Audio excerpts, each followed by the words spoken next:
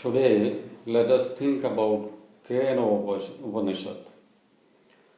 Dr. S. Radhakrishnan, the philosopher president of India, has identified 10 principal Upanishads. He has selected the 10 best from among all the Indian Upanishads, and KENOPANISHAD has a prominent position, and he has included this among the principal Upanishads. It teaches us very important lessons about God and about the nature of spirituality. Srodasya srotram manaso mana yat vajoha vajam sa u pranasya pranaha.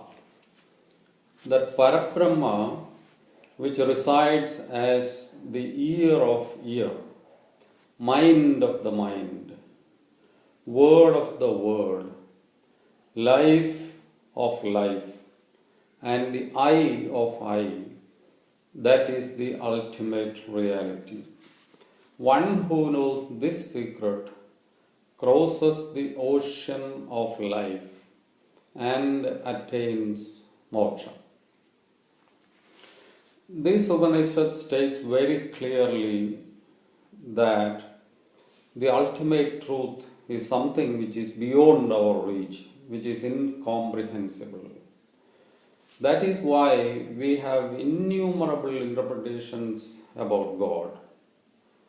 Everybody claims finality or tries to claim about finality, about the true nature of God. But the truth is that no one can comprehend the Almighty fully with his finite mind. How can we understand the infinite with a finite mind? So that is the main question posed by this Upanishad.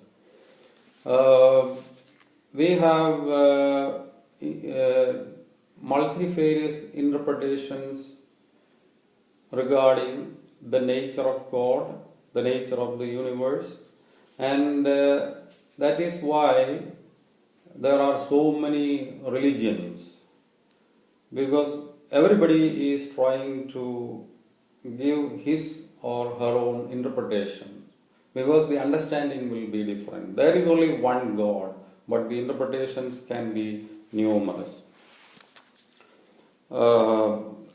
The stanza 3 from the second part of Upanishads, we read like this: Yasya matam tasya madam madam yasya na veda saha avijnadam vijanadam vijnadam avijanadam.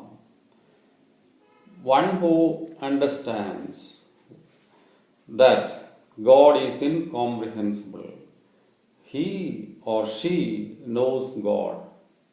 But one who claims he knows Brahma actually doesn't know Brahma. This is it. When we come to the fifth stanza of part 2, that makes it very clear that it is God is in us. One who doesn't realize this truth, he falls in oblivion. The really wise people recognize that Parabrahma dwells in all living objects.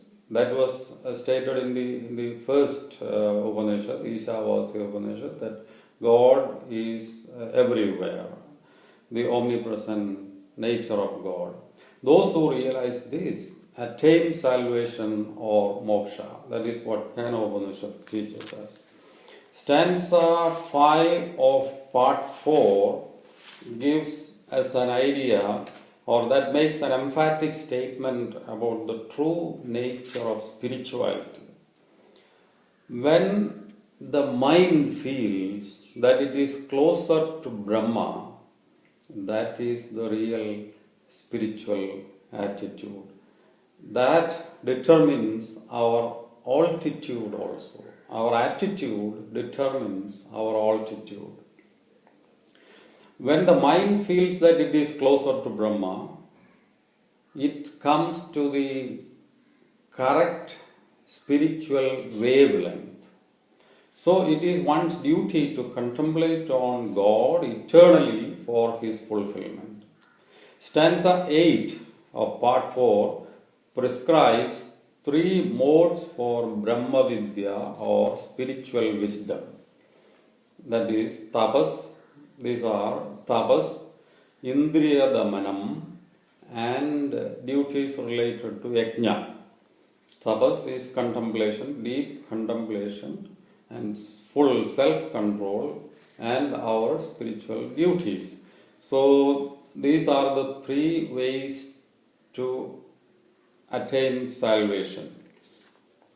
One who really understands Brahma Vidya through all the above said methods, he or she can overcome all sins of the world and travel to the delectable infinite